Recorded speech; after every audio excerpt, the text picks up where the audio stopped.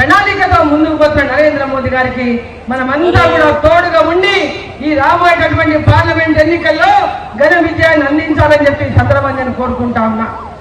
ఈరోజు బీఆర్ఎస్ పార్టీకి ఓటేసినా, కాంగ్రెస్ పార్టీకి ఓటేసినా అది మురికి కాలువలో వేసినట్లే, మురికి కాలువలో వేసినట్లే.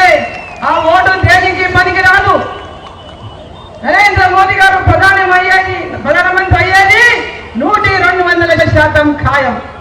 మరి పాలమూరు నుంచి మనం పార్లమెంటుని గెలిపించుకొని ఈ పాలమూరు అభివృద్ధి కోసం ప్రతి ఒక్కరూ నాకు అన్ని మంత్రిగా నాడు జిల్లాలో ఏ విధంగా 14 నియోజకవర్గాలకు ఉమ్మడి జిల్లా ప్రజలకు సేవలు అందించిందో, సాగునీటి ప్రాజెక్టులు, తాగునీటి ప్రాజెక్టులు, రోడ్లు, గ్రామ పంచాయతీలు, అదేవిధంగా వైద్యము, విద్య, స్కూళ్ళు, కాలేజీలు అన్ని రంగాల్లో కూడా ఆ రోజు ఈ జిల్లాలో 14 నియోజకవర్గాల అభివృద్ధికి ఏ విధంగా తోడ్పడిందో మళ్ళీ అటువంటి అవకాశం నాకు మీరందరూ కూడా ఈ పార్లమెంట్ నుంచి గెలిపించి మరి నరేంద్ర మోదీ గారి యొక్క నాయకత్వంలో ఈ జిల్లాకు సేవలు అందించేటటువంటి అవకాశం. సమస్య లేని ఇల్లు ఉండదు, పరిష్కారం లేని సమస్య ఉండదు. బంధాలు గొప్పవి, బాధలు చిన్నవి.